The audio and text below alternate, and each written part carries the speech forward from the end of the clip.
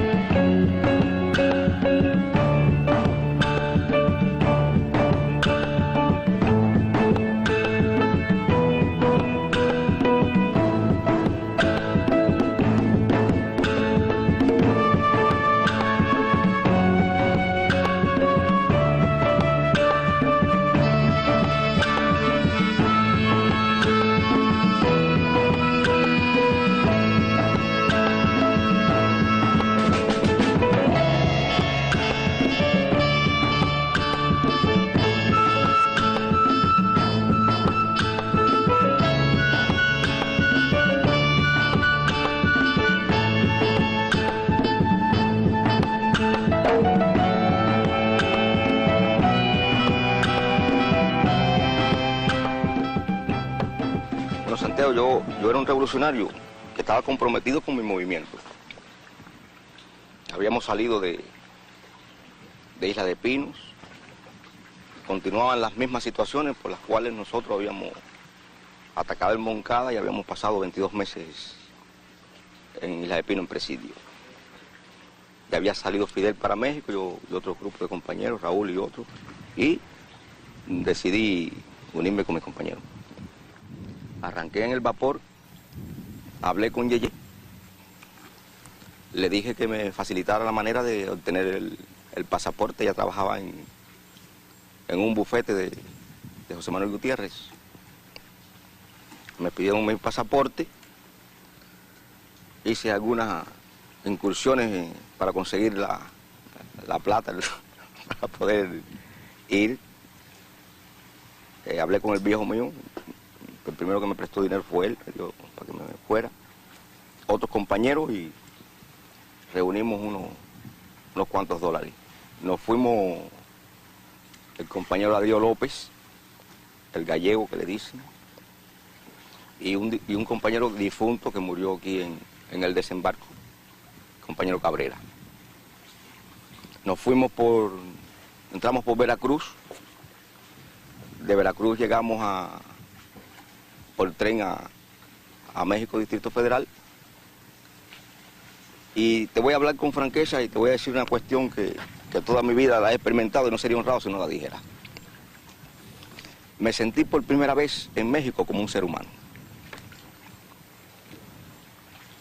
Te voy a explicar qué significa esto. En aquella época, ¿tú acuerdas cómo vivía el negro aquí en este país? Si a un bar le ponían club, ya tú no podías entrar. Todas las limitaciones, la enseñanza, las relaciones, una situación dura. Y en México, la verdad, en el grupo de compañeros y allí en la capital mexicana, me sentí moverme como un ser humano. Frecuentaba los lugares que se me antojaban, no era como aquí que tenía que primero pensar de dónde iba y si después iba, si me permitían la entrada. Esa fue una de los momentos agradables que yo sentí en mi vida. Momentos emocionales y momentos trascendentales lo he tenido a través de todo este proceso. No podría decirte cuál ha sido más trascendental para mí ni más importante. Todo ha sido emocionante. En todo he puesto mi voluntad, he hecho dejación de cuestiones personales siempre dadas para las cuestiones de la revolución. Mis años jóvenes los eché en este proceso y mis años de vejez pues continúo dándoselo también a la revolución. De aquí a que llegue la vejez suya... Bueno, no, pero tampoco soy tan joven. Ya el año que viene cumplo 50 años. Porque usted antes del Moncada y del Granma, ¿cuál era su trabajo? Bueno, yo era albañil. Una vez trabajaba de albañil, otra de carpintero en cofradista. Pero bueno, más o menos esa era mi... Y tenía una vocación musical. Sí, pero esa la tenía de 14 años. Que me surgió que empecé a hacer versos. Después vi que los versos no resultaban y le puse música. Y con música tampoco me resultaban, porque iba a la emisora de aquella época, la CMQ, con mis partes de piano, a ver si interesaba y a nadie le interesaba aquello.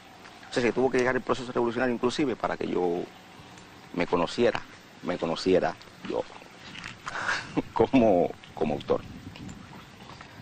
La obra mía más emotiva debe ser por agradecimiento también a esto que te expliqué, que me sentí un ser humano.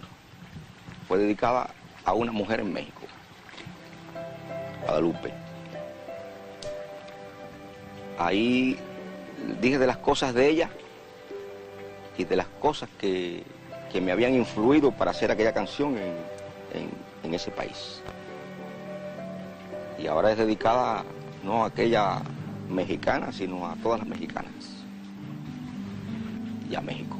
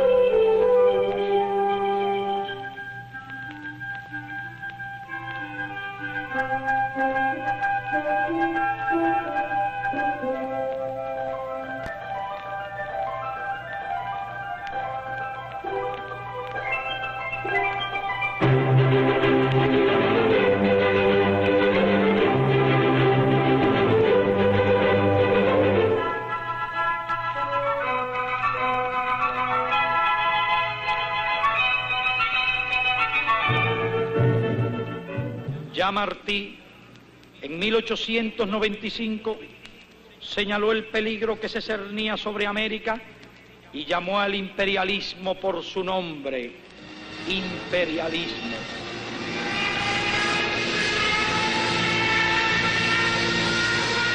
Vísperas de su muerte, en carta inconclusa porque una bala española le atravesó el corazón, el 18 de mayo de 1895, José Martí, apóstol de nuestra independencia, escribió a su amigo Manuel Mercado: ya puedo escribir, ya estoy todos los días en peligro de dar mi vida por mi país y por mi deber, de impedir a tiempo con la independencia de Cuba que se extiendan por las Antillas los Estados Unidos y caigan con esa fuerza más sobre nuestras tierras de América.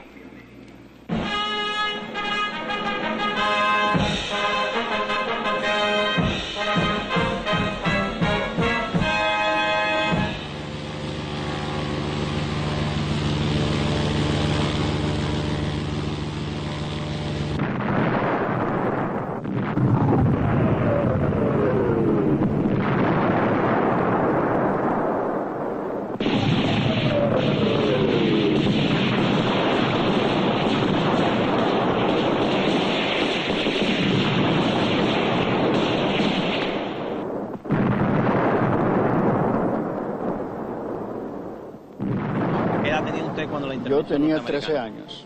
¿Y usted se recuerda algo de eso? Sí, cómo no. ¿Puede narrar sí. algo? Pues la intervención norteamericana, ellos se creían que iban a invadir al mundo. Aquí había cerca de unos 18 acorazados de primera línea de cañones de 16 pulgadas. Aparte los destroyers y cruceros y antes de la invasión estaban allá afuera, afuera de la bahía, estaban todos los barcos. Estaba el Florida, el Nueva York, el Mississippi, el Louisiana, todos esos acorazados grandes. Y desembarcaban todas las tardes, se venían a bañar ahí por donde está Villa del Mar, por donde está la Escuela Náutica, todo eso para acá, se venían a bañar ahí. A veces había hasta 5.000 marinos bañándose todos los días. Y la invasión fue una de las cosas más sanguinarias.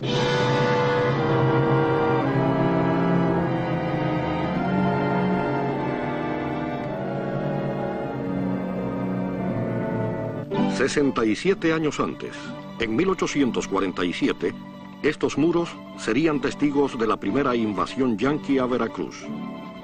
109 años después, desde Tuxpan, en la costa veracruzana, expedicionarios cubanos inician otra guerra necesaria, esta vez por la definitiva independencia.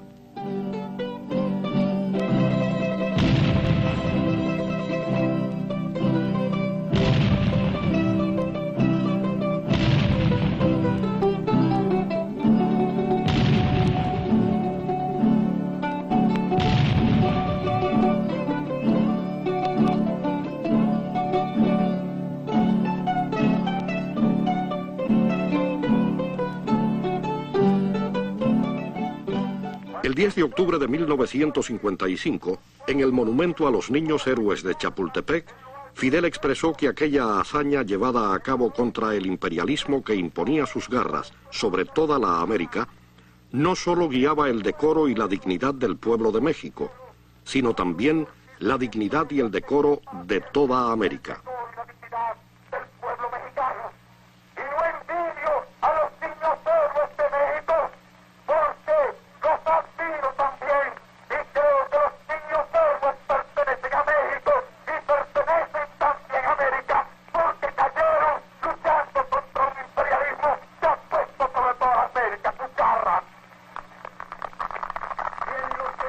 A la juventud cubana se refiere, puedo decirles con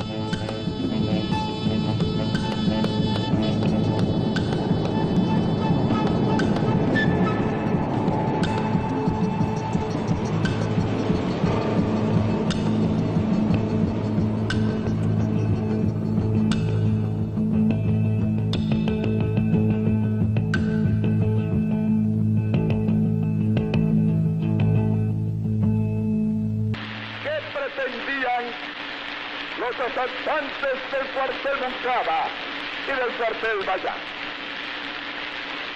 Era posible que, ocupado el recio baluarte de la jefatura oriental, pudieran imponer su voluntad, infligir una derrota al régimen y a las Fuerzas Armadas. No, nunca.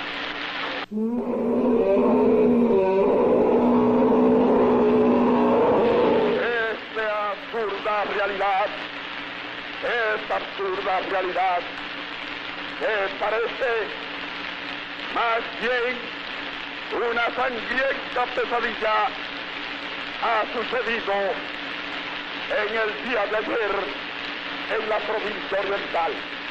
Han costado también numerosas vidas a los atacantes, a los que dirigían estos grupos facciosos. Se le han ocupado documentos comunistas, propagandas comunistas y libros de Lenin.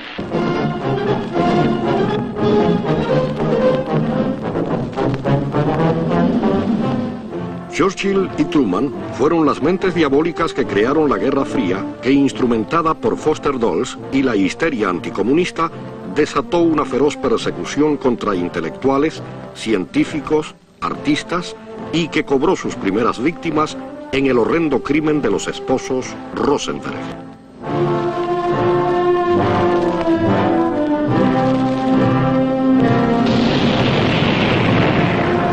La hora crítica del mundo es hora crítica de Cuba.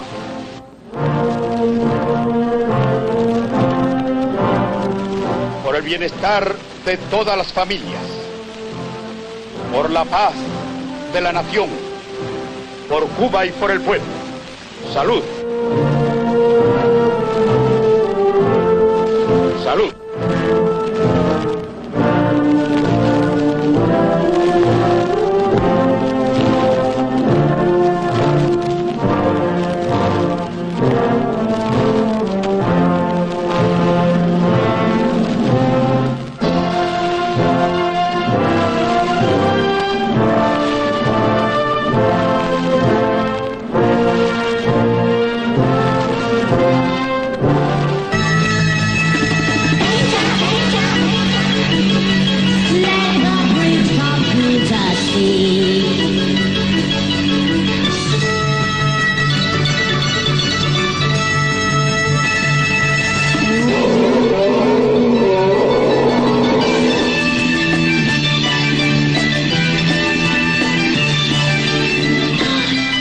La dictadura necesita una pausa y a un ingenuo.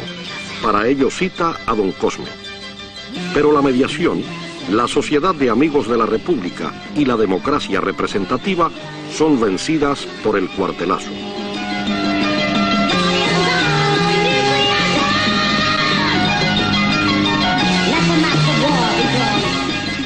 Algunos miembros del Consejo Director de la Ortodoxia ya no condenan al régimen cuartelario y están por la mediación y las elecciones.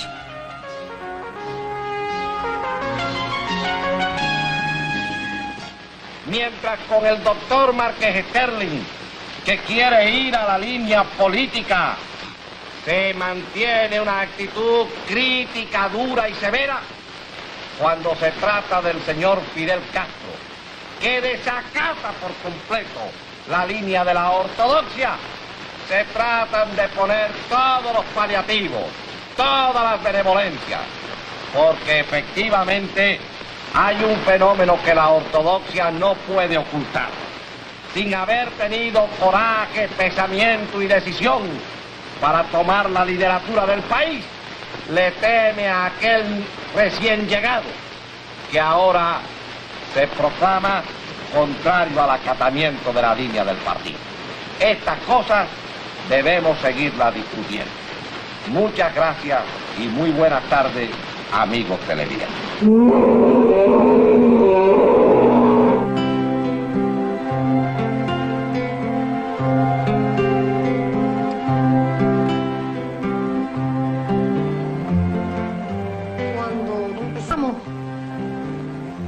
A pensar que había alguna por lo menos que había posibilidades de la amnistía para Fidel y los demás compañeros, Melvin y yo nos dimos a una tarea tremenda en eso. Nunca realmente dábamos la cara. Nunca íbamos a decir públicamente la amnistía de Fidel y de los compañeros de Isla de Pino. Pero sí empiezan los partidos que querían ir a elecciones. Batista quería ir a elecciones. Y los partidos, el auténtico, no sé cuántos partidos, hasta una parte de la ortodoxia, todos querían ir a elecciones. Entonces, Melvin y yo sí nos dábamos a la tarea de ir a los jefes de esos partidos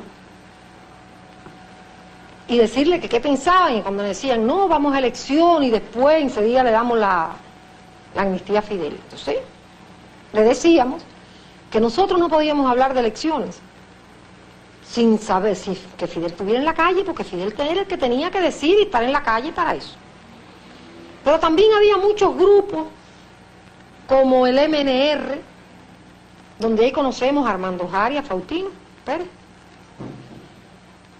Y con esos grupos, que eran grupos muy de izquierda y grupos de mucha más honestidad que los otros, gente muy jóvenes, también los fuimos a ver, para que ellos lucharan a través, en todos los actos que hubiera, lucharan amnistía, que no se iba a unas elecciones sin la amnistía de los compañeros. Tanto que se hace una movilización popular, gran parte del pueblo, con lo mejor de sí, una gran parte de los politiqueros, con las ansias de que Fidel al salir iba a estar de acuerdo con unas elecciones amañadas, dándole a él un cargo de representante o senador. Y parece que Batista también cree todo eso, y así surge la amnistía y salen ellos para la calle.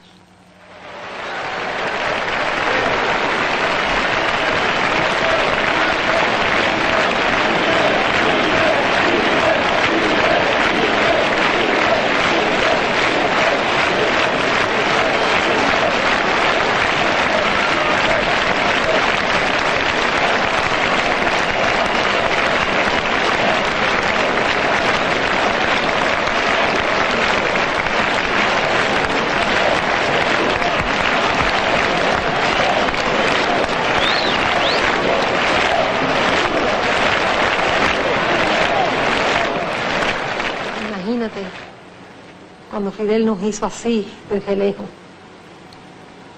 ver a Fidel en la calle, para nosotros fue, yo siempre digo, como ver el sol de verdad otra vez. Aunque no sería justo decir que vinieron recuerdos tristes. Habíamos siempre visto en los últimos tiempos a Fidel y a Abel juntos. Nos veíamos llegar al apartamento juntos, nos veíamos salir juntos. Nos habíamos acostumbrado a verlos tan siempre unidos, no solamente en las ideas, sino unidos físicamente. Que cuando vimos a Fidel, vaya, no ver a Fidel al lado, a Abel al lado de Fidel, fue también un momento duro, pero de todas maneras, todo eso, Fidel era el que debía estar vivo, como dijo el propio Abel, y Fidel salía vivo.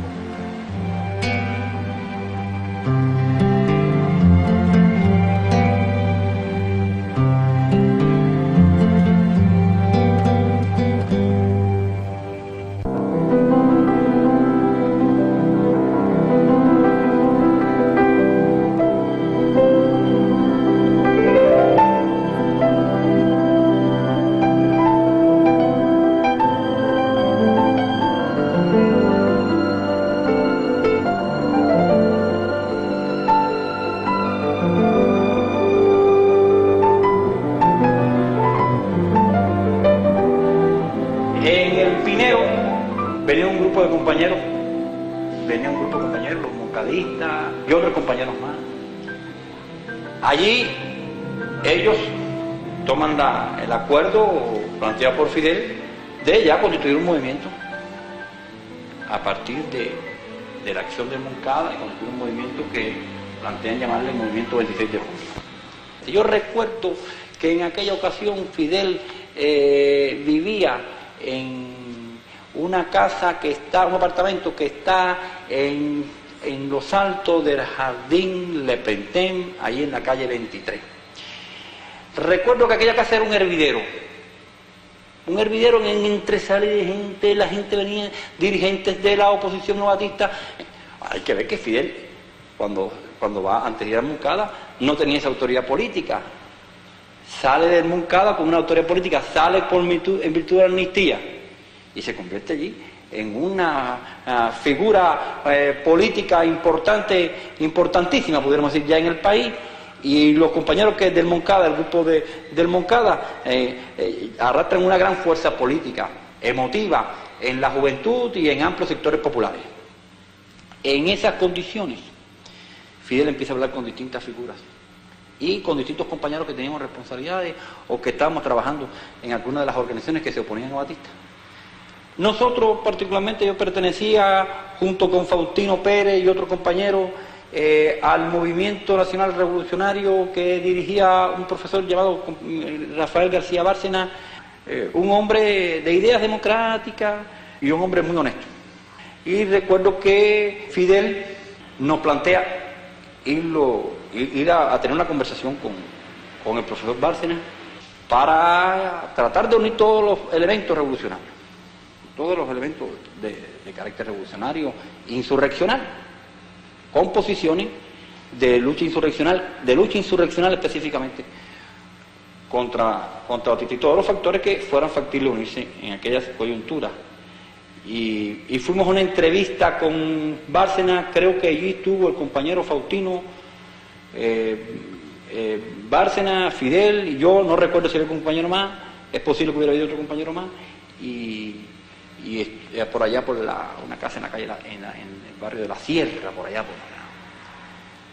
Efectivamente, como señaló el señor Faustino en una entrevista que le hicieron hace poco, allí Bárcena planteó la necesidad de la conspiración militar, la necesidad de la conspiración militar, y que esa era la vía, y entonces Fidel le dijo, bueno, usted hace la conspiración militar y nosotros vamos a ocuparnos de organizar revolucionariamente la insurrección y el pueblo. Nosotros vamos a hacer trabajo con el pueblo. Hay que tomar en cuenta que Fidel nos está haciendo una labor de proselitismo para integrar a toda una serie de factores a la lucha insurreccional. Y entonces Fidel nos dice, bueno, si el profesor Bárcena hace algo, ustedes están con él, pero como nosotros vamos a trabajar en esta dirección de la insurrección popular, de la lucha armada con el pueblo, entonces, en tanto están ustedes con nosotros. No, ya nosotros estamos. Porque realmente nosotros ya no teníamos seguridad de que el profesor pudiera hacer algo, aunque era una figura muy respetada por nosotros. Entonces, posteriormente a eso se produce una reunión en una casa cerca de los ferrocarriles. Creo que Faustino también narra esa reunión, en la cual nosotros conocimos por primera vez, a través de un planteamiento que hizo el compañero Fidel, de que, bueno, todo ese grupo que se iba a quedar allí y se iba a organizar en un movimiento que se llamara Movimiento 26 de Julio. Tal como nosotros concedíamos la cosa en aquel momento, es que la dirección que tenía que integrarse en Cuba debía preparar las condiciones para la lucha armada y la huelga general en el país. Y concedíamos en apoyo a la invasión, al apoyo a la expedición que Fidel iba a organizar, y que después fue el Granma, porque ahora la llamamos Granma. En aquel momento podríamos llamar la expedición que Fidel iba a organizar.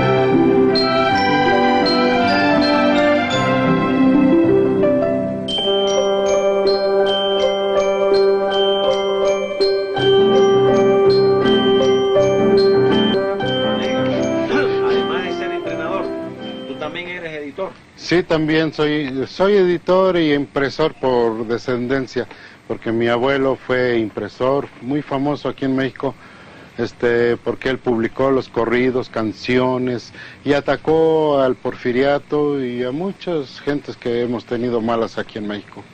Y por descendencia sí, seguí esta carrera de impresor. A pesar de, después de mis cosas como ser luchador profesional, lo cual también sirvió para que Fidel Castro o Alejandro me dijera que podía yo servirle en esa situación. Pero también una de las cosas en que él tuvo muchas cosas en que quiso que yo hiciera fue sus primeras publicaciones de él, el manifiesto número 1, el número 2, todos los bonos que se fueron haciendo y los cuales en esta prensa aquí se hicieron. ¿Todavía funciona la máquina? Todavía. ¿Qué tipo de máquina es? Bueno, es una francesa, de las primeras mecánicas que vinieron a México. 1890 y tanto. ¿Y eso que estás haciendo aquí? Bueno, esta es una publicación de un libro que voy a hacer. Mira, como verás, aquí dice editor Antonio Vanegas, para 1890. ¿Y esto que tienes aquí está...? Bueno, esta es la Catrina, la famosa calavera de José Guadalupe Posada, 1852-1913. ¿Cómo fue editado el manifiesto, aquel primer manifiesto? Bueno, tú sabes, había que hacer el linotipo, ¿no? Eso era un problema, porque aquí en México está prohibido hacer todas esas cosas subversivas. Entonces, viendo ese problema, pues, a base de un amigo me lo hizo. El linotipo, entonces, la forma, todo, que fue nada más 2 páginas, una página, ¿no? Tamaño triple, cuarto de triple, por los 2 lados impresa. Entonces, me lo hicieron, y aquí Fidel estaba, pero mira, desde un día, 2 o 3, constantemente para allá y para acá, diciéndome, Vanegas, ya está, ándale, apúrate. Entonces, fíjate, Fidel, de allá, fíjate, esto es chico, ¿no? Entonces, de allá para acá, de 2 zancadas, Fidel llegaba, iba nervioso para allá, para acá, venía, Vanegas, apúrate, y entonces agarraba una hoja como esta prensa, camina aquí, Maranoni se llaman estas prensas, agarraba un pliego, lo empezaba a leer, y yo nomás lo veía de reojo, ¿no? Porque yo me paro aquí y agarro el papel y lo estoy poniendo, y yo le veía, ¿está bien, Fidel? Me decía, párale, le digo, ¿qué tiene? Un punto.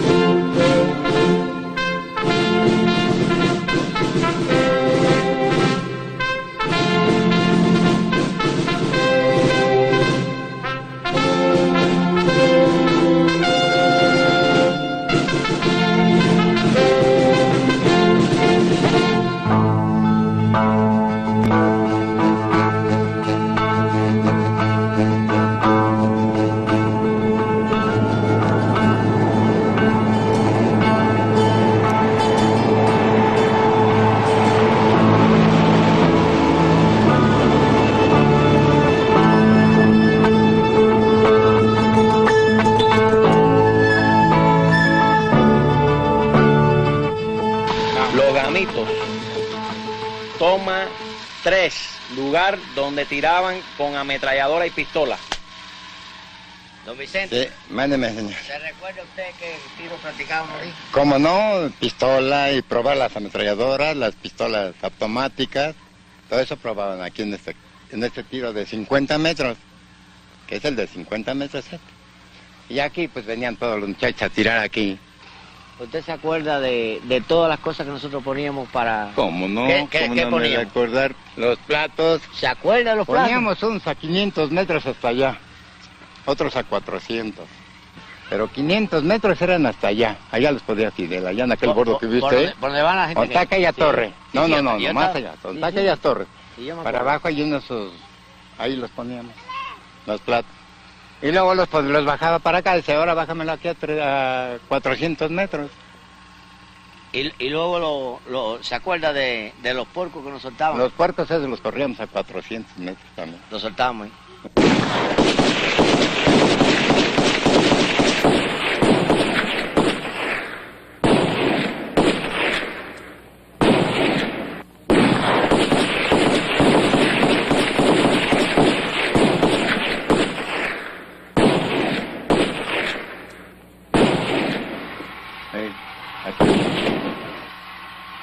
Se ha de acordar muy bien él de todo esto de aquí. ¿Y quiénes usted veía tirar aquí? ¿Mande? ¿Quiénes vio tirar aquí? A todos los que comenzaron con Fidel. A no- todos. él no se acuerda. Venían Por como 10, venían de a 10 en 10, de 10 en 10, de 10 en 10, de 10 en 10. Todo el día, Todo el día se la pasaban aquí. ¿Y todos los días de la semana? todos los días de la semana. ¿A qué hora llegaban aquí? Había veces que a las 6:30 ya estaban aquí. De la mañana.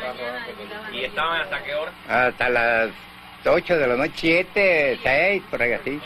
Todas esas barrancas ellos las visitaban, todo eso de por ahí. Nosotros hacíamos ejercicio caminando por todas las barrancas. Por todas las barrancas. Después que tirábamos aquí, íbamos a hacer ejercicio para allá caminando. Allá. Nos bajábamos por aquí, cuando eso no existía en casas ahí ninguna.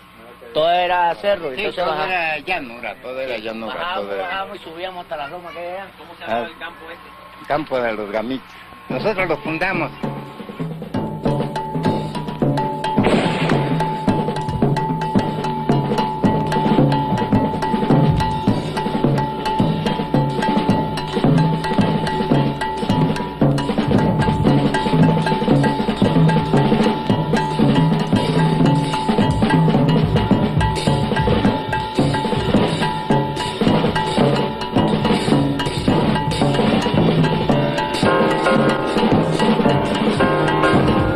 Y nosotros principalmente empezamos a hacer ejercicio aquí en Bucareli 118, que fue un gimnasio de Raúl Romero y de Gori Guerrero, luchadores profesionales también, que me facilitaron, nos dieron todas las facilidades para que aquí viniéramos los 40, 30, 60 compañeros que veníamos diario a hacer ejercicio de defensa personal, como te dije antes.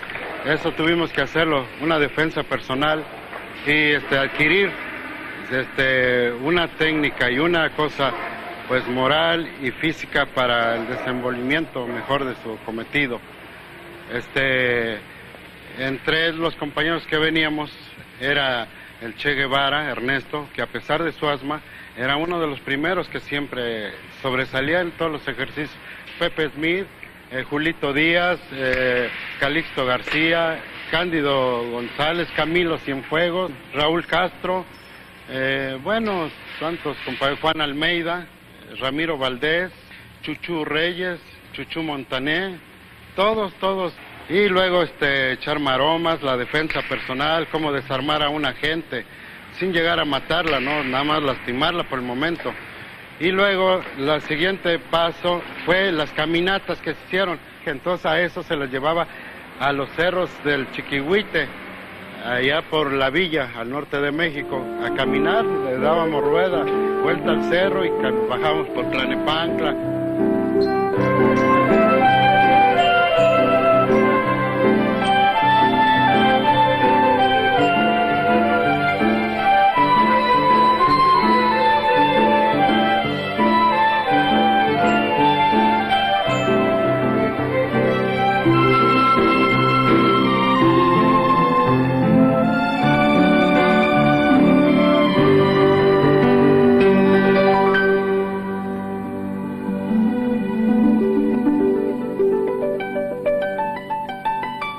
Cambió ya eso, Santiago, ¿no? Aunque cuando tomaste eso...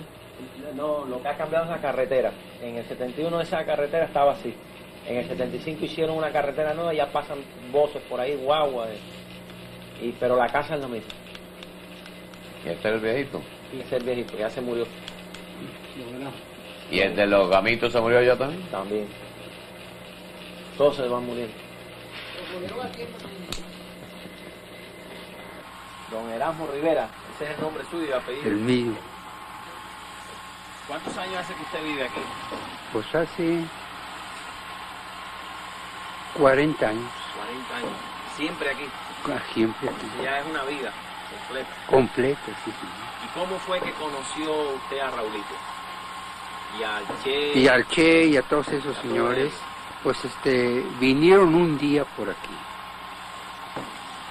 Y luego, ¿verdad? Me dijeron que si no les rentaba.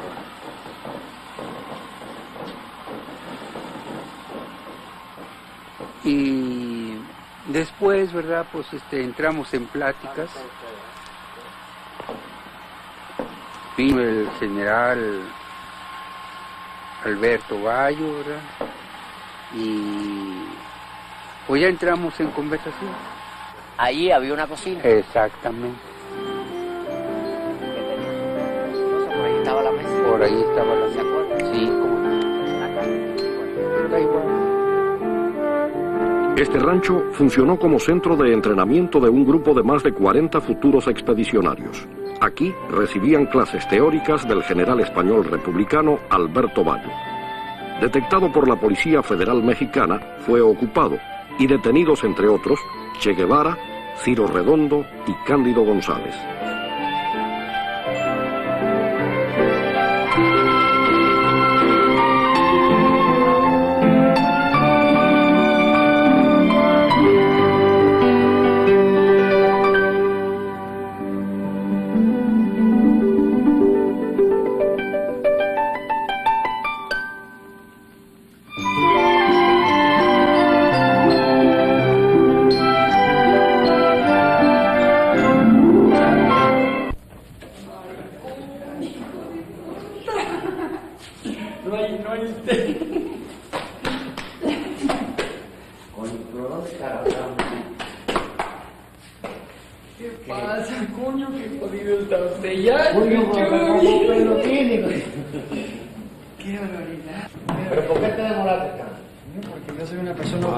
Siéntate ahí, mira, ahí te tengo una cartica pues. Óigame, está usted ya muy jodido, ¿eh? ¿Qué va? Sí. Yo creo que usted ya ni con el himno nacional, ¿verdad? Sí, ¿verdad? ¿Qué crees? Que yo creo que ya no sirve usted para nada. Sí. Sí, que se tiene que meter de artista. Es todo el único remedio que le queda. Óigame, ¿cómo ha estado? ¿Qué? ¿Cómo están allá, eh? Bien. ¿Desayuno o no desayuno? Coño, no me había usted invitado a desayunar, me cago en la coño, mierda. ¿Cómo voy a pero- desayunar si...? Pero... No, no me he desayunado. pero Y lo si peor son es que... las 1 de la tarde. Lo peor es que Susana tampoco se ha desayunado. No. Es que... Bueno, es que... Vamos a prepararle desayuno a Susana. No. Entonces, usted no tiene que desayunar. No, ni yo eso. no, yo me jodo. Dale a la niña. ¿Quién? Pon tu silla. ¿Café de 3 kilos? Sí. No, usted sabe que yo aprendí a tomar café de 3 kilos y luego en Cuba ya no podía tomar más café de 3 kilos. Esta nació en Cuba. Esa es cubanita. Es la única cubana que él tiene. Sí, es la única Tiene cubanita. 7, 6 mexicanos y una cubana. Sí. ¿De verdad? Sí, así es. Sí. Así es. Es que en mi casa se trabaja. Pero mira qué linda es. Maricón, es que en mi casa se trabaja. ¿Sí? Sí. Se trabaja. Se trabaja. Sí, de noche, ¿no? De noche y de día, coño. Perdón, ¿usted cómo se llama? Santiago Álvarez. El señor Álvarez va a tener que cortar más de esta grabación que en todo, más que lo que ha cortado en toda su mugre vida, ¿verdad? Qué pena, qué barbaridad. Pero mire, me va a usted tener que hacer el favor de perdonar. Ponle azúcar y leche. En primer lugar, estoy con Chuchú. Coño, el plato no, ¿para qué el plato? Para eso tienen estas chingaderas acá. En primer lugar estoy con Chuchú, que realmente es como mi hermano, o más. Muchas gracias, igualmente. Porque hay momentos en la vida en que se acerca uno más a una persona que al mismo hermano. Y ese es el caso de este sonso. Y luego, después de tantos años de no verlo y de recordar tantas cosas, ¿verdad? Tantas cosas que estuvimos juntos, sin peligro de... Bueno, ¿verdad? Eso era común, ¿verdad? ¿Chuchu? Sí. ¿Se acuerdan de Juan Manuel? ¿Cómo no? ¿Sí? Sí, sí. ¿De Eso veras? no se puede olvidar. Manuel, Coño, Cándido, no. mí, ¿qué? De Es Juan imposible Manuel, de olvidar. Juan Manuel Márquez. Eso no se puede olvidar. ¿Cómo era Juan Manuel Márquez? Una bellísima persona, con una calidad moral increíble, ¿verdad? Había tenido mucha experiencia, ¿verdad? Como hombre. Sí, era un luchador Viejo, ¿verdad? viejo ya en la lucha.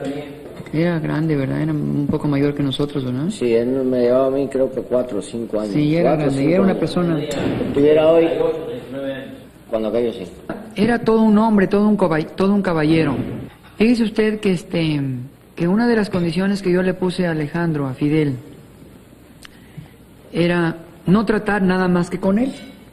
Indudablemente, yo tenía que ser incógnito para poder desempeñar mi trabajo, mi función, ¿verdad? Y ya Fidel se daba cuenta más o menos de mi responsabilidad, mi manera de trabajar, y etcétera, etcétera, etcétera. ¿Y quién sería Juan Manuel Márquez? Que un día Fidel me dijo, le voy a presentar a mi hermano. Es una cosa que sí lo debo de decir, porque yo lo comenté muchas veces con muchas personas. Cuando a mí Fidel se me presentó en mi negocio y me pidió unas acciones de mecanismo. ¿Tiene usted acciones de mecanismo belgas? Yo, como toda respuesta, tengo muy presente que le contesté, perdone, repítame usted su pregunta. Porque yo realmente me quedé sorprendido, ¿verdad? Que una persona me pidiera eso, una persona que no fuera un coleccionista, un norteamericano, alguna persona. Nunca lo hubiera pedido un centroamericano o un latino, en otras palabras.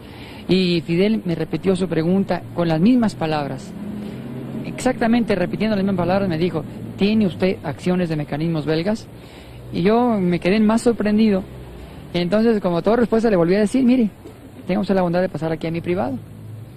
Y ya dentro de mi privado, él solo, le volví a decir, le volví a suplicar, pues señor, perdóneme, repítame usted su pregunta. Yo quería estar convencido de que él realmente sabía lo que quería, ¿verdad? Y me estaba pidiendo lo que él quería, ¿verdad? Pues estaba yo muy sorprendido de que él me pidiera eso. Y me volvió a repetir la pregunta exactamente igual.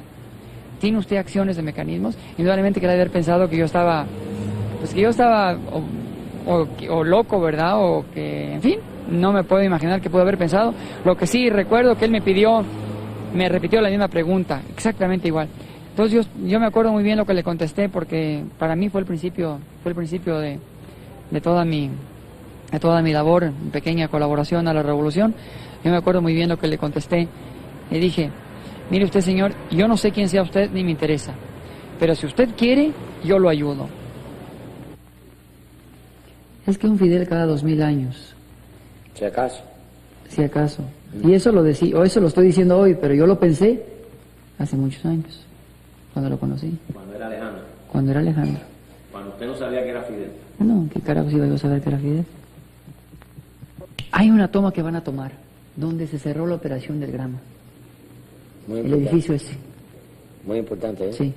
Esa es una toma que la tiene que tomar. ¿Dónde se cerró? ¿Y cómo se cerró? La compra la cerramos aquí en este edificio, posiblemente a mediados de 1956. Me recuerdo que venimos a ver al señor Erickson y a la señora. Ellos tenían el barco allá un poco abandonado y ya estaban bastante desilusionados de tenerlo, ya no lo querían, realmente no lo querían. Entonces venimos, Fidel como mi hermano menor, un poco como siempre es él, ¿verdad? Impulsivo. Venimos a cerrar la operación y aquí, me parece que fue en el segundo piso, entregamos el saldo, o la cantidad total, fueron 15,000 pesos del barco, y si usted se recuerda, me parece que fueron 10,000 o 20,000 pesos de la casa allá en Tuxpan, ¿se acuerda? De todas maneras, consideré oportuno que hubiéramos venido acá, máxime que el estatua de Simón Bolívar está ahí como testiga, ¿verdad? De una operación libertadora. Exactamente. ¿Quién lo fuera a decir, verdad? Bueno, nosotros estábamos seguros que era por la libertad de Cuba. Pero el barco llegó. Sí. El barco llegó y Fidel triunfó, ¿no? Así nació el Grama. Yo en ese barco me voy. Sí, señor. Se llamaba Grandma, que quiere decir una abreviación de Grandmother.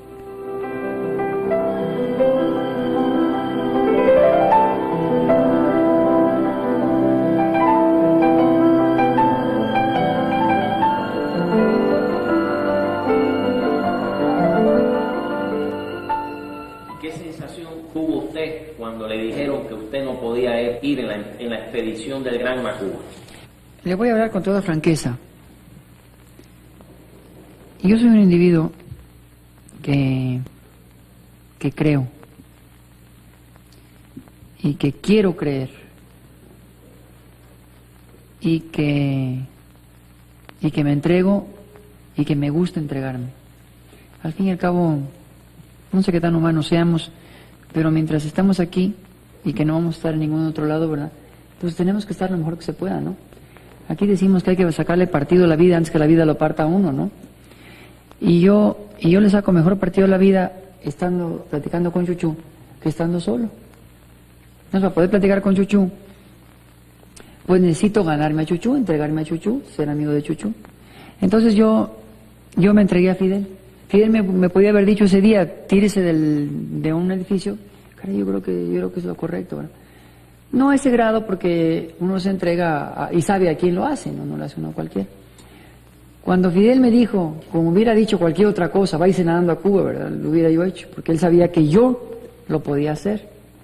Cuando él me dijo, me es usted más útil acá, yo sabía que lo que él decía no había equivocación. Yo sí tenía ilusión de ir con él, por estar con él. El tiempo lo demostró, la gente se formó con él.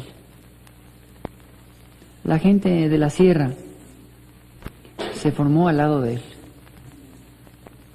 Unos mejores, otros peores, según la capacidad de cada quien, pero se formaron al lado de él. Lo que nosotros tenemos, lo que vale en nosotros nada más, es haber conocido a Fidel, ¿verdad? Haberlo captado, haber creído en él y haber luchado al lado de él. Eso es lo que vale en nosotros.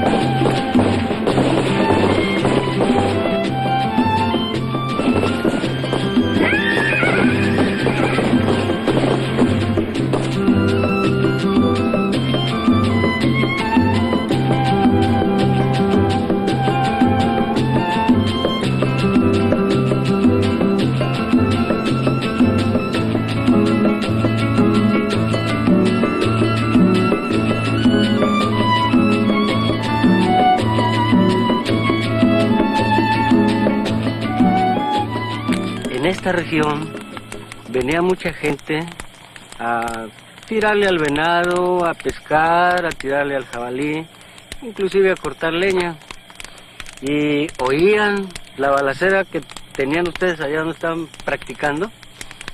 Y me dijeron en cierta ocasión, oiga, ingeniero, ¿y quiénes son esos individuos que andan con toda esa balacera? Le dije, no, es que tengo rentado ahí porque son unos individuos que vienen a cazar. Dice, hombre, pues con ese ruido que arman nunca van a poder matar un venado. Además le espantábamos los venados de ellos. Sí. Que aquí había un plan de entrenamiento complejo, diría, que consistía en hacer prácticas de tiro en las márgenes del río, que veremos. Hacer caminatas. Prácticas de marcha. Marchas, sí, marchas. Cruce del río, ascenso de las montañas ese que hay por ahí. Sí. Establecimiento de postas incluso sin que se consideraran que eran tan indispensables, pero como un entrenamiento también a la gente. Ideamos este problema de las fogatas para tener visibilidad y establecer guardias nocturnas. Al principio no lo hacíamos, pero entonces desde muy pronto encontramos que las serpientes cascabel llegaban donde estábamos nosotros y además el frío nos azotaba bastante. Llegaron a pasar por aquí hasta 42 compañeros aproximadamente, 42 compañeros, pero el grupo de compañeros que ya permaneció aquí de manera permanente y que después de aquí se trasladó hasta el Granma fueron 35. Solo. ¿Ustedes llegaron en vehículo hasta la finca esa ya? Esa no costó trabajo encontrarlo. Pero en la época nuestra no se llegaba. Sí, Estaba solo, se llegaba en un camioncito. Sí, porque no hay bueno, sigue no habiendo carretera hasta el lugar, desde el pueblo. No hay camino. Un trillo que puede ser que en alguna época del año funcione mejor. Yo recuerdo que yo volví ahí como 2 veces, yo fui otra vez.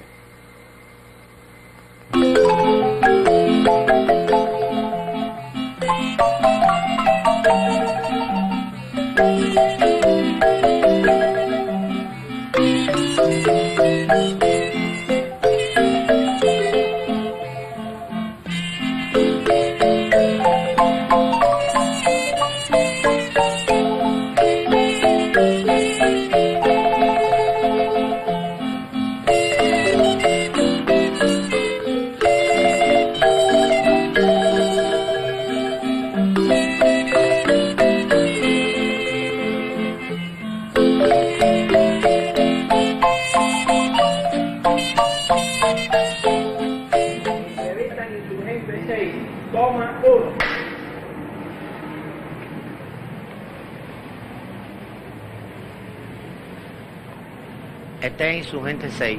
Aquí fuimos traídos por el compañero Juan Manuel Márquez, el cual nos encontramos por primera vez con el comandante Fidel Castro, que en aquel momento se nos informaba que tomaba el nombre de Alejandro. En este lugar se celebraron algunas entrevistas con algunos otros compañeros. Al frente de este lugar existía Insurgente número 5, que hoy no aparece ahí porque han hecho, parece que un garaje. Era un lugar campamento donde fueron muchísimos compañeros, vivieron ahí vivimos nosotros también, compañeros Juan Manuel Márquez, El Musa, Gilsi y varios compañeros que tomaban sus clases nocturnas, que era el comandante Bayo en aquella época que la estaba dando todas las noches. Han nacido en mi rancho 2 arbolitos, 2 arbolitos que parecen gemelos, y desde mi Buena, ¿qué tal? ¿Qué tal que esté? ¿Cómo señor? está? ¿Estos son los edificios de Altamira? El departamento de Altamira, sí, Ah, señor. departamento. ¿Qué tiempo lleva aquí? Pues 22 años. 22 de años. servicio, sí, ¿Usted señor. se acuerda de Eva Jiménez, Graciela ¿Cómo no? Jiménez? Sí, señor. Doña Eva. Sí, bueno, es que siempre Graciela le gustaba mucho tocar la guitarra y cantar, ¿no? Siempre estaban cantando, ¿no? Y allí venía Fidel Castro a comer, ¿no? Por eso lo conocí yo, porque él allí comía, era muy íntimo amigo de ella. Y después, pues ya con el tiempo ya le fui teniendo yo confianza y él también a mí, porque yo era la camarera de ahí de las muchachas. Entonces, ¿Te acuerdas de alguna anécdota? Sí, me acuerdo de 2. Una vez estaban comiendo y no sé si no me acuerdo hace tanto tiempo que él, yo creo que se acaloró, estaba nervioso, no sé, y nomás con un golpecito que le dio al cristal fuerte así lo rompió. Y yo digo, bueno, ¿qué fuerzas tiene, no? Porque como era tan fornido él. Eso fue distinto. Fidel había recibido un mensaje en una carta de Cuba y entre líneas venía un mensaje escrito con limón para que no se viera y había que pasarle con una plancha caliente para el escrito, para que se viera bien lo que decía la carta. Y entonces la plancha estaba demasiado caliente y fue lo que partió el cristal. Ella no se acuerda, ella no recuerda bien eso. ¿Y usted se acuerda de la muchacha de Eva Jiménez? Como no, sí, señor. ¿Sí? Estuvieron aquí alojadas en el departamento número 12. Ese no es Ceballos. Ese es Ceballos. Ay, qué viejo. ¿De qué más se acuerda? Cuando vino Fidel aquí en México. Sí. Venía acompañado de su hermano, un jovencillo que se quedó sentado en el sillón ese. Sí. Insignificante porque no aparentaba nada, absolutamente. Fidel, un muchacho desarrollado, un niño grandote, muy campechano, muy... Yo creo que este no es Ceballos, es Ceballos. No es Ceballos. A mí me parece que este es un sereno que tenía el hotel. Por cierto, que un día que yo entré, me dijo, él era muy amigo mío, y me dice, fíjese, al güerito, chaparrito, lo está buscando la policía, así que avísele, y ese chaparrito y güerito era Chuchú. Entonces Chuchú, cuando yo se lo digo, Chuchú entonces se tiñó el pelo de rubio y se tiñe todo de rubio. Pero aún teñido de rubio sí lo cogió la policía. Fonsina. ¿No vive Fonsina aquí? Ahí está. Pipí no está.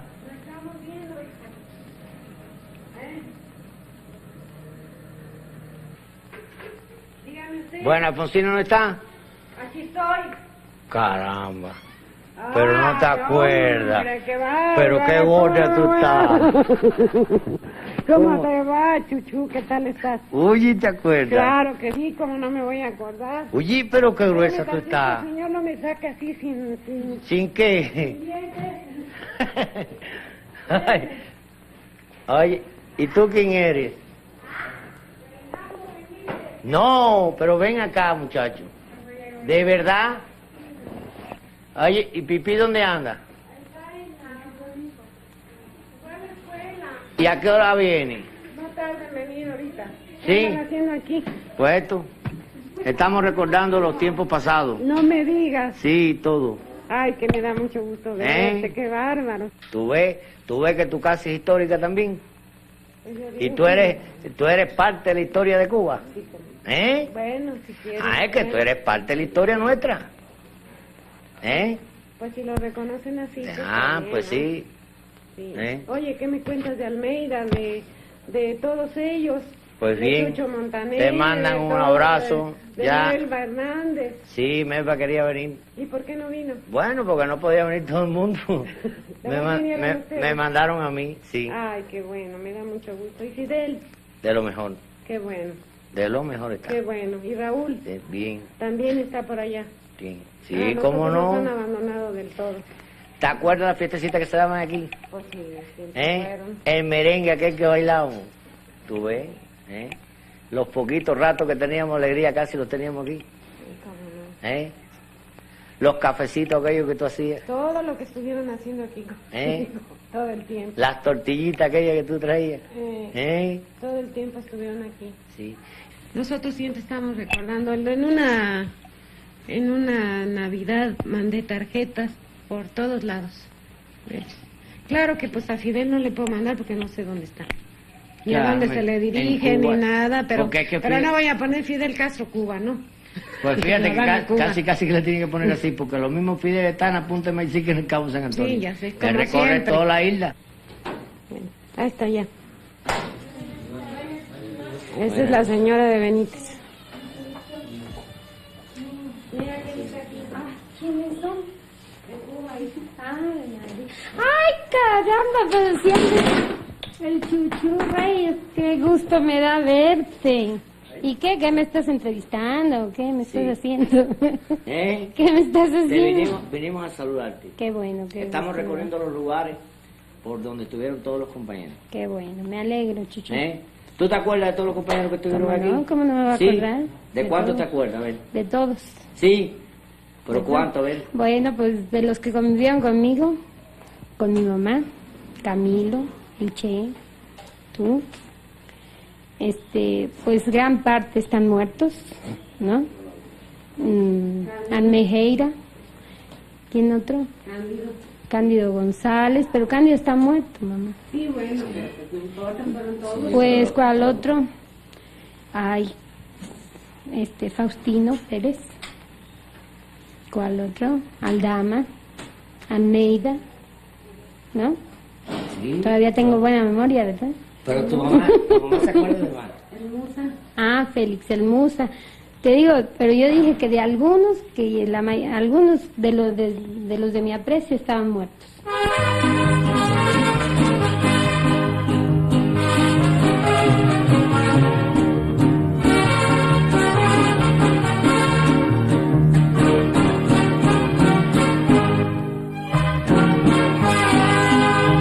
De piedra de ser la cama, de piedra la cabecera, la mujer que a mí me quiera,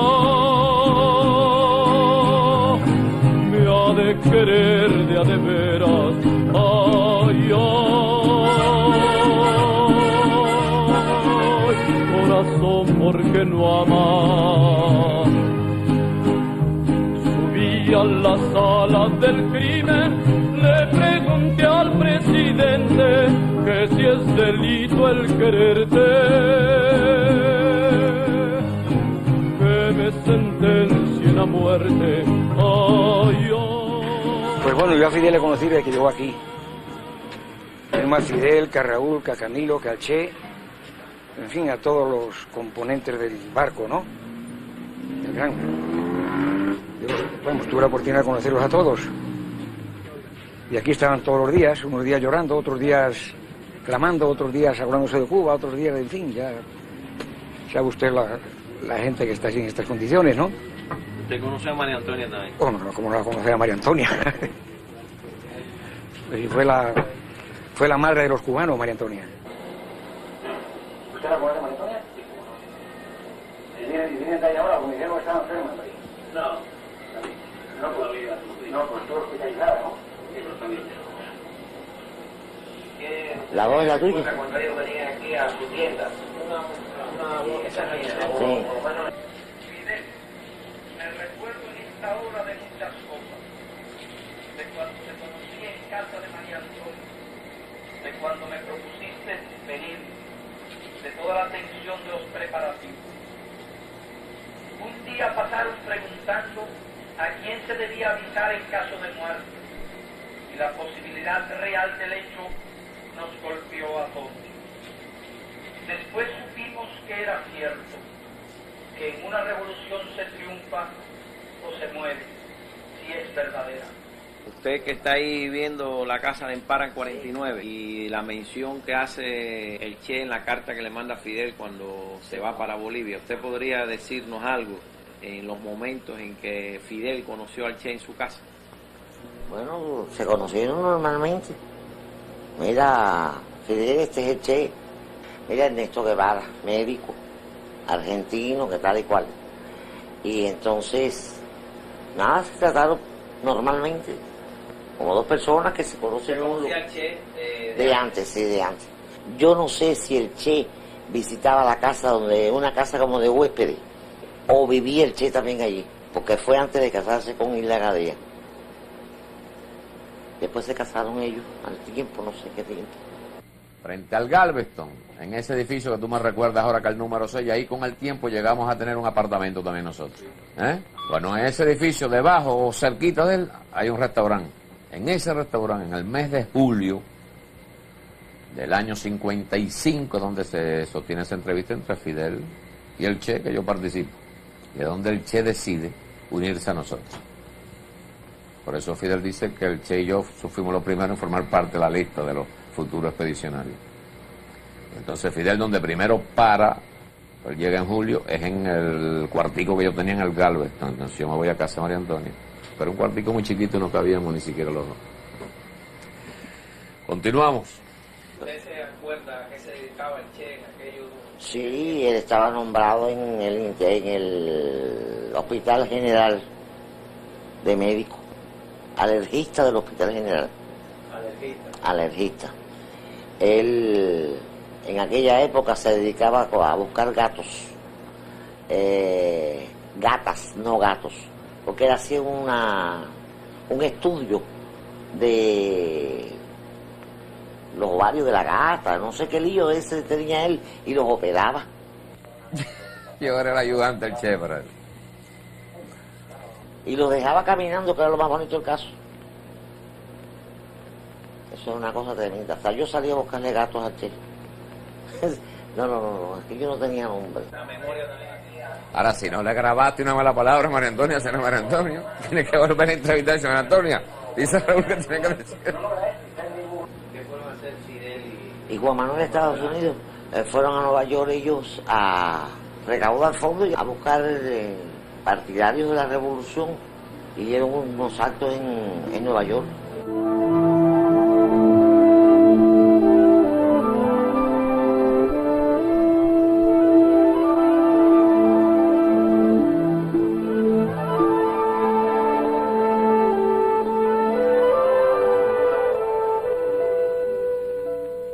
Vinimos a organizar a los cubanos, vinimos a realizar la obra que ya nos enseñó el apóstol en el 95. Venimos para hacer entre muchos la obra aquella que solo pudo hacer un gigante. Venimos a hablarle a la inmigración cubana de Nueva York y de Estados Unidos, porque está ocurriendo en Cuba exactamente igual, y habría que estar ciego para no verlo. Está ocurriendo exactamente igual que en el 68 y en el 95.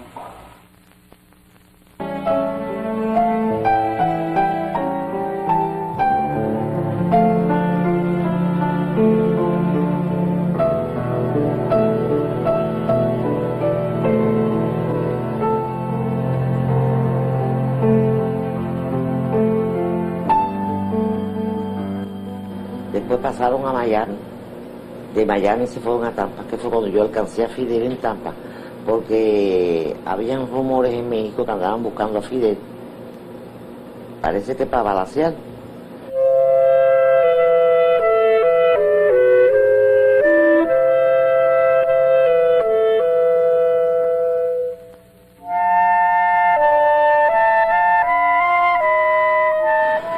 Esta es la calle Jalapa 68. Aquí vivió el compañero Capitán Aldama. En ella se celebraron algunas de las reuniones del pacto del movimiento 26 de julio con el directorio, donde asistían Faure Chomón, José Antonio Chavarría, Juan Nuiri y algunos más.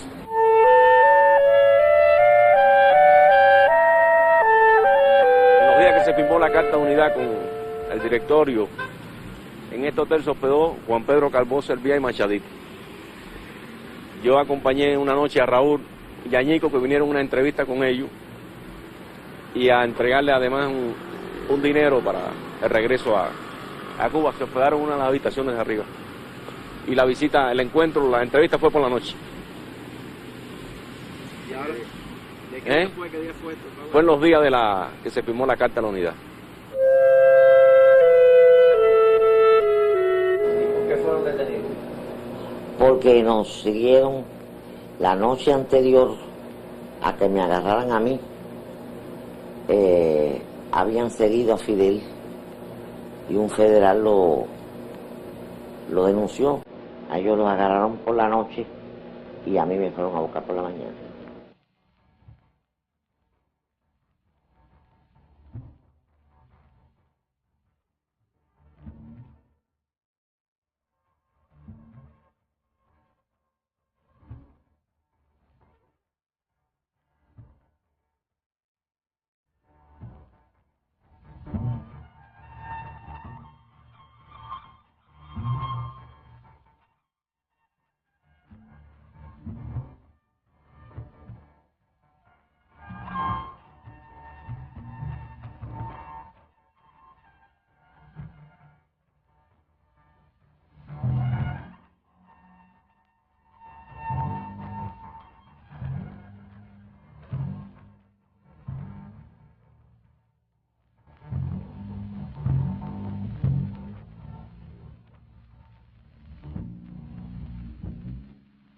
recuerda el momento que hizo el general gestiones para la libertad de Fidel Castro cuando fue preso? Nosotros nos dimos cuenta en realidad de que aprendieron a Fidel Castro, aunque no sabíamos nosotros, repito, quién era, pero sí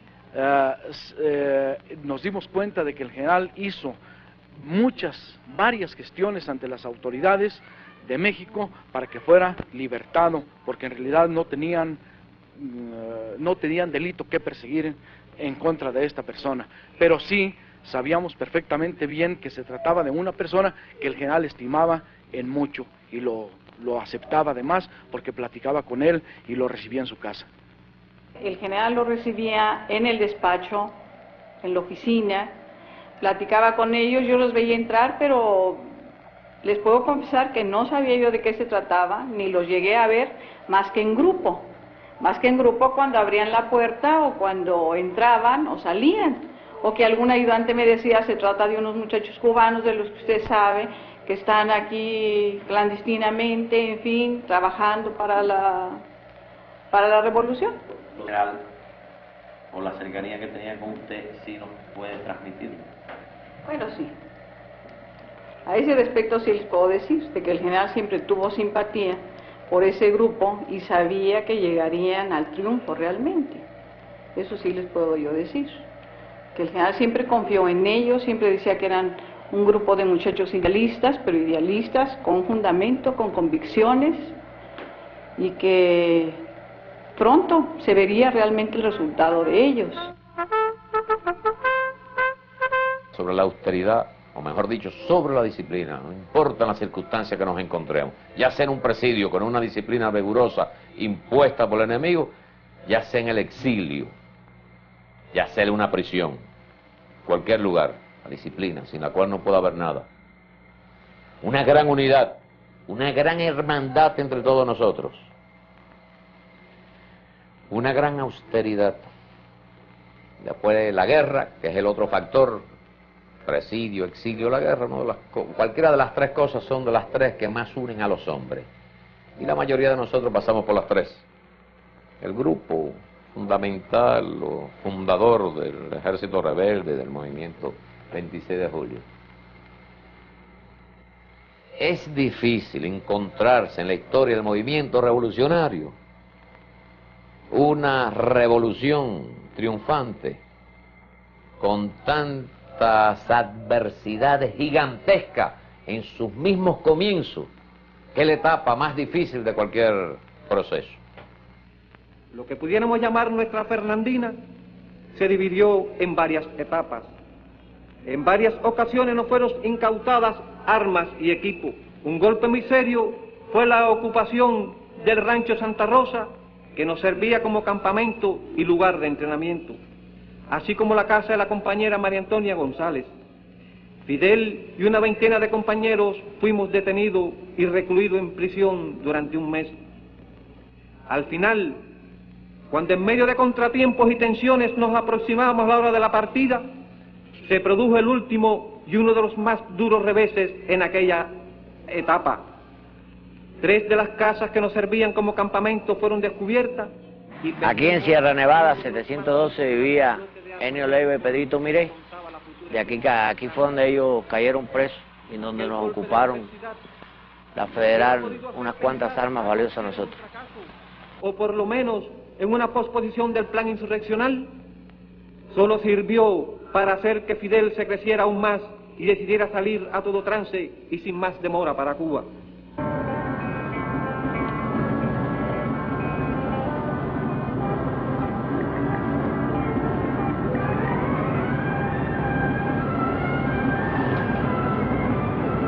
Raúl nos recogió a las 11 de la mañana de la casa de Graciela Jiménez y llegamos a Tuxpan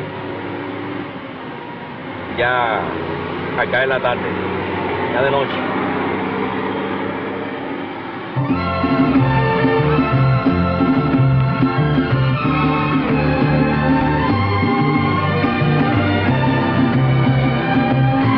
Ahora les voy a señalar el lugar donde nos detuvimos y nos dirigimos ya directamente a la residencia del Río. Bueno, el camino antiguo era esto. Esta carretera es nueva, que es la que conduce al puente que une a Tuxpan con Santiago de la Peña. Antiguamente eso no existía.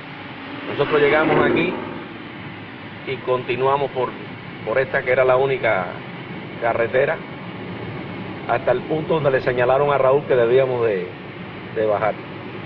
Bajo la lluvia nos trasladamos ya hacia el lugar donde estaba el Granma. Bueno, desde el punto aquel donde nos bajamos el automóvil, caminamos directamente por este camino bajo la lluvia, seguíamos a Raúl hasta este lugar aquí donde está la casa. En aquella época la cerca esta no estaba porque nosotros entramos por aquí. Después empezamos a llegar a otros compañeros que iban directo al Granma. Pero Raúl entró en la residencia y nosotros entramos con él.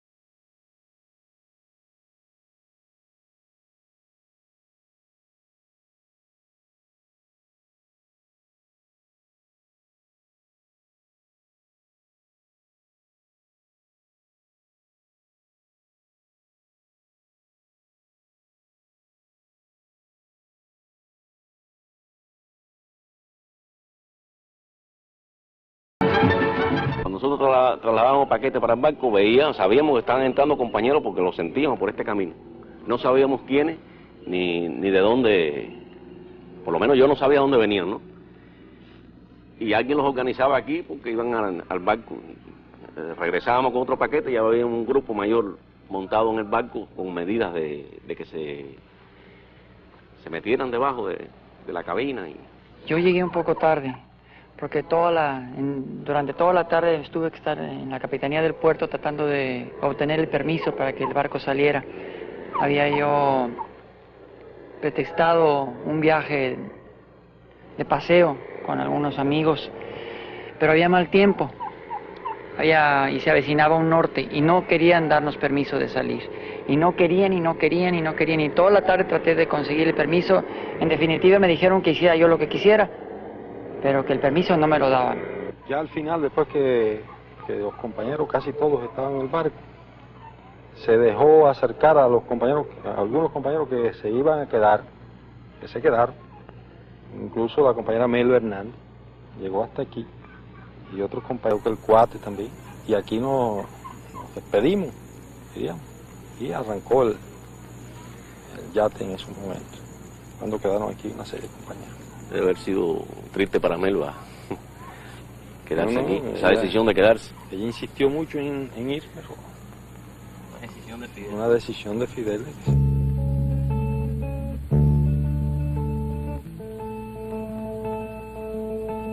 Me había preparado, me había entrenado, tenía todo mi equipo para la expedición. Se me había convencido de que el barco no tenía condiciones para traer a una mujer. Cuando lo vi, me fue muy fácil entender que era imposible que viniera. Y además, reitero, no entendía que pudieran venir tantos muchachos en el Granma.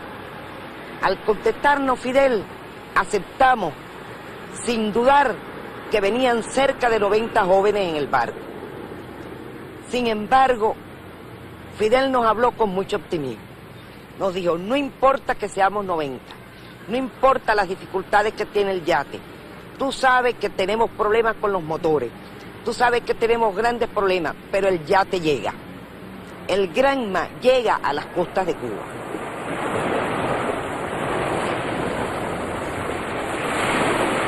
En condiciones muy difíciles, perseguido internamente en México, puesto que lógicamente nuestras actividades, en cierta forma, aunque no se dirigían contra el Estado mexicano, violaban las leyes mexicanas. En condiciones muy difíciles tuvimos que organizar a los hombres, entrenarlos, buscar los medios para venir a Cuba y preparar la expedición. Cuando salimos nos estaba buscando la policía de México, a todos. Incluso perdimos una parte de las armas que traíamos. Solamente pudimos traer el armamento para los 82 hombres y algunas armas adicionales que después fue imposible prácticamente trasladar. Nosotros habíamos hecho una discutible promesa de que en 1956 seríamos libres o mártires. Se puede discutir la procedencia de esa promesa, pero en realidad tendríamos que luchar duramente contra el escepticismo reinante en Cuba y contra las tendencias políticas que buscaban seguir la vía electoral haciéndole el juego a Batista. Por eso tuvimos que hacer aquella dramática promesa y estuvimos siempre decididos a cumplirla. Si a última hora no hubiese sido posible venir en el Granma, nosotros habríamos venido de cualquier forma, aunque fuesen 8 o 10 hombres. Esa idea estaba absolutamente presente siempre, con el propósito de cumplir la promesa que se había hecho. Pero históricamente, porque uno cuando analiza los hechos históricos piensa que no era necesaria esa promesa. Pero una vez que se hizo, fue necesario cumplirla.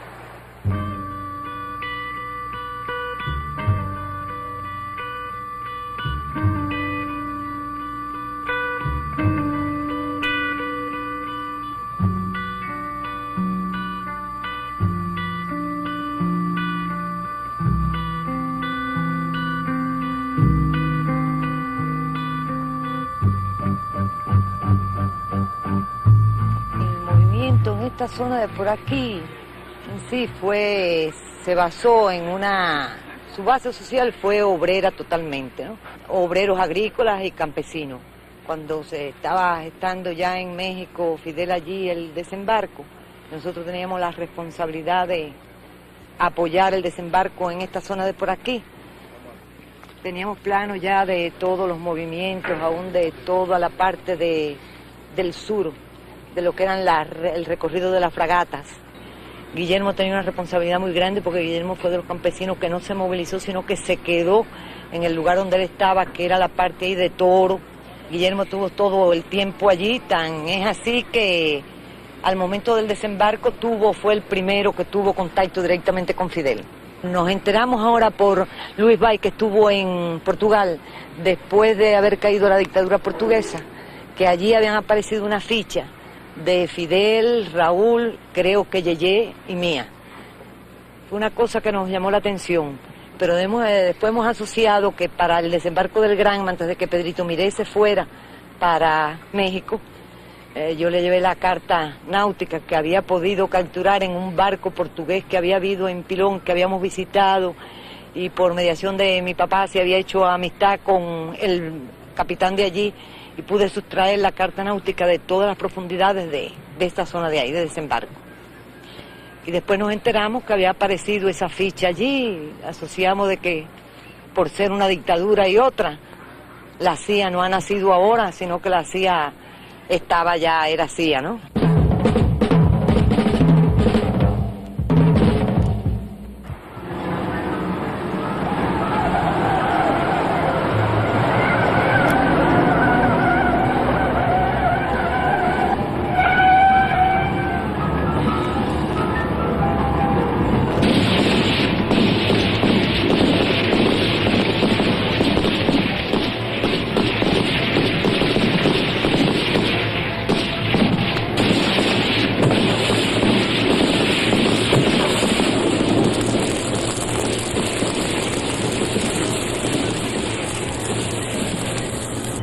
Pero ese día, la orden que nos dio Frank fue que no dijéramos que iba a ser la acción ya del desembarco, sino que iba a haberse un gran simulacro. Íbamos a dar una alarma para que todo el mundo estuviera en su puesto y comprobar si todas las medidas eran las adecuadas para el momento del desembarco de Fidel, ¿no? O sea que a todo el mundo lo que le dijimos fue a las 5 de la mañana en el punto que tú sabes.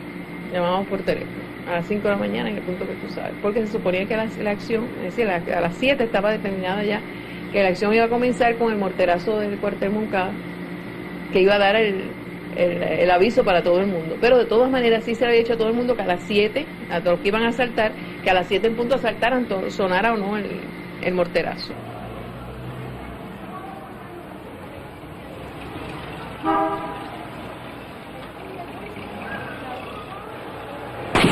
Yo estoy situado al lado del teléfono, en la casa de Santa Lucía.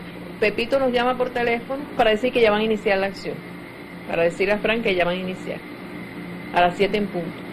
Y ahí, bueno, sentimos ya los tiroteos, sobre todo de la estación de policía que quedaba muy cerca, y se realiza la acción de la marítima, que quedó bien, de la policía marítima. Y bueno, ahí nos quedaba a nosotros esperar, porque la idea era que todos se fueran concentrando en el Estado Mayor para dar parte de cómo se había realizado la acción y recibir las órdenes de lo que se haría después.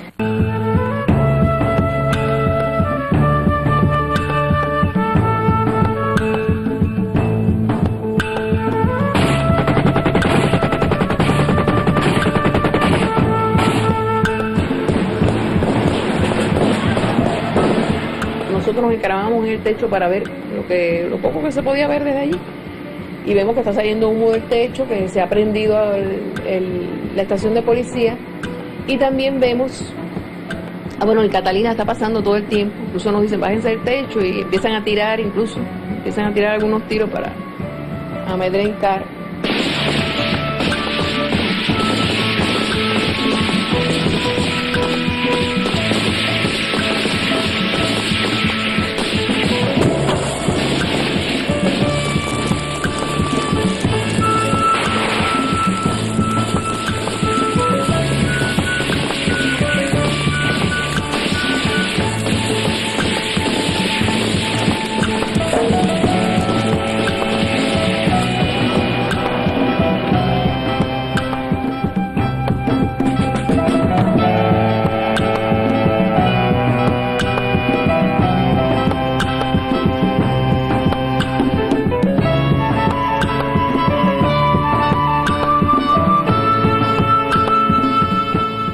Poco después de todos estos sucesos del 30, en que ya él a cada una de las provincias y a cada uno de los municipios se había entrevistado con ellos, con los jefes de cada uno de ellos, y cada uno de ellos había establecido sus compromisos del tipo de acción que iba a realizar, que les era posible realizar porque no había armas, ¿no?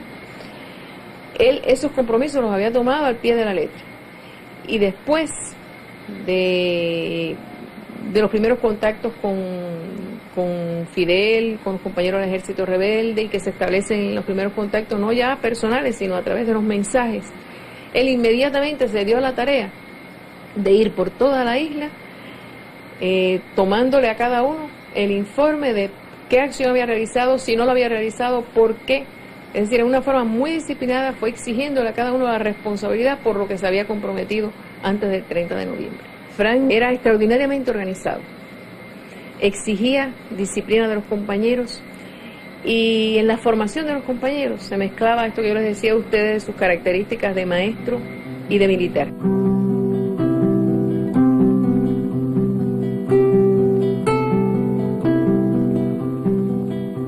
El alzamiento de Santiago de Cuba, que era para atraer las fuerzas principales de Batista en Oriente sobre sí y permitirnos a nosotros desembarcar, por el retraso del Granma se convierte en un boomerang, ya que cuando desembarcamos 3 días después, lo mejor de las tropas de Batista estaba en Santiago de Cuba y le fue relativamente fácil y en poco tiempo trasladarla a la zona de operaciones. Segundo lugar, en vez del lugar previsto, desembarcamos, desgraciadamente, a pocas decenas de metros de una pequeña playa llamada Las Coloradas, que nos hubiera traído como consecuencia un ahorro de varias horas. Desembarcamos en los pantanos que desconocen.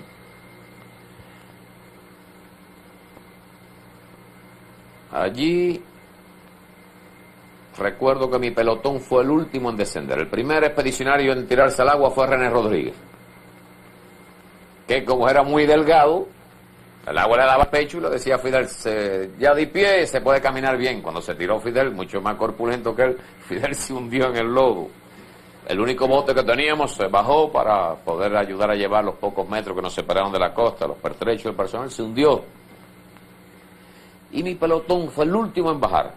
Y de todos los expedicionarios, el Che y yo los últimos en abandonar el Granma, que por cierto, cuando nos bajamos por la proa, el Che y yo comentábamos que en definitiva cómo se llamaba este barco, y no le habíamos el nombre, y él dijo, seguramente en la popa lo tiene. Entonces yo fui caminando hasta la popa del barco para ver y vi, y así le comuniqué el que se llama Granma.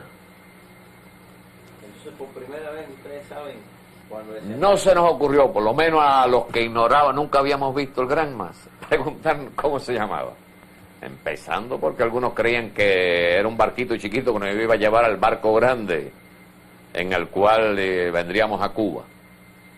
Y otros, cuando nos dijeron que no había más barco que ese, pensamos, entre yo el Che, que seguro sería un barco de una gran velocidad.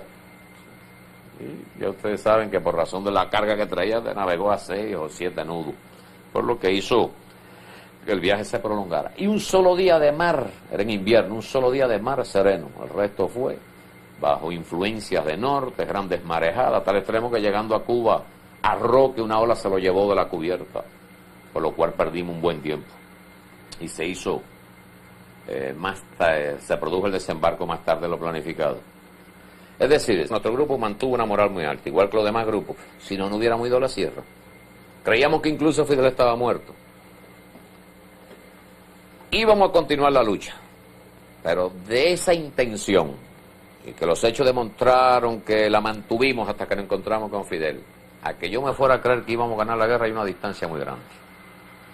Yo prácticamente, y comparten esta opinión los compañeros que estaban conmigo, íbamos a la Sierra Maestra a continuar la lucha por un deber con los compañeros que cayeron, pero no, ni me pasaba por la mente la posibilidad de que podíamos ganar la guerra.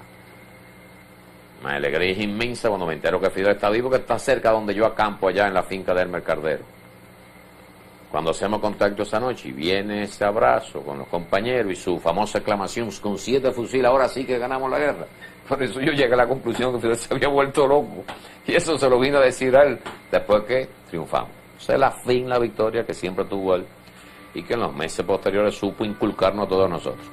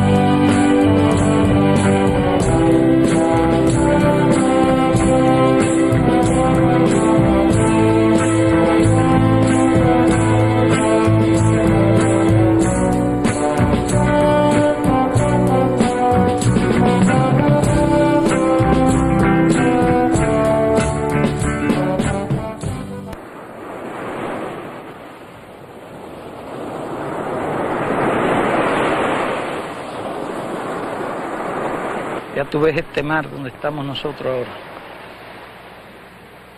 cuando uno piensa lo que significó el desembarco por aquí, por Playita, eran 6 hombres solamente,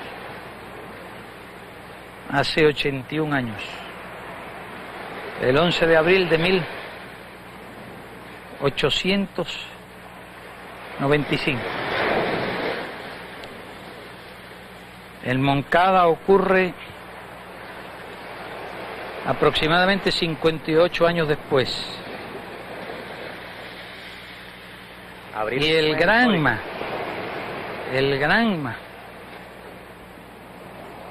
ocurre 61 años después de Playita, desembarco del Granma. Ahora me pongo a imaginar lo que significó aquel hecho. Desembarcar de noche por esta costa. No abundan estas playas.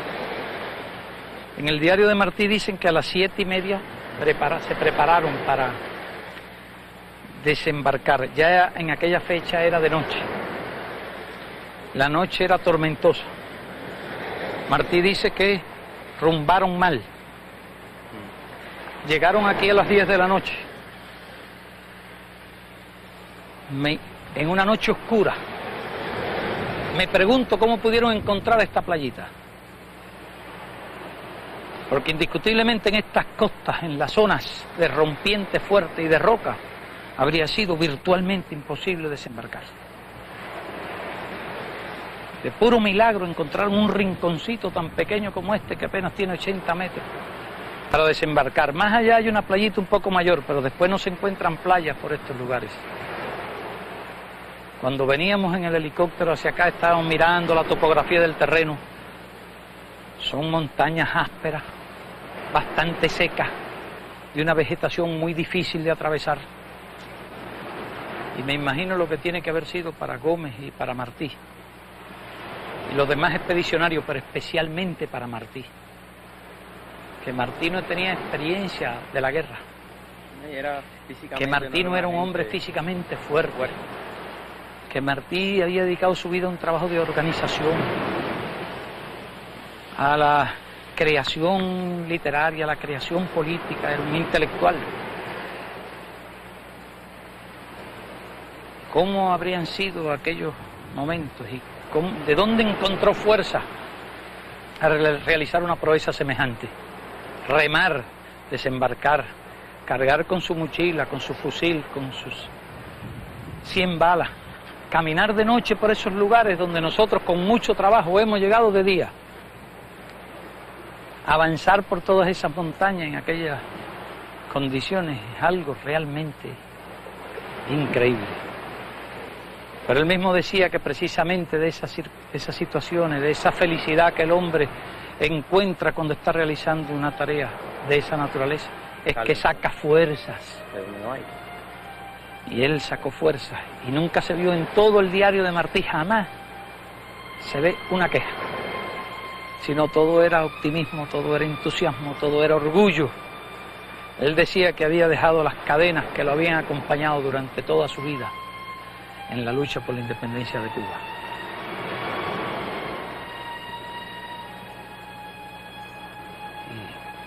Y yo creo que fue una proeza extraordinaria. Y este lugar, este es un lugar sagrado.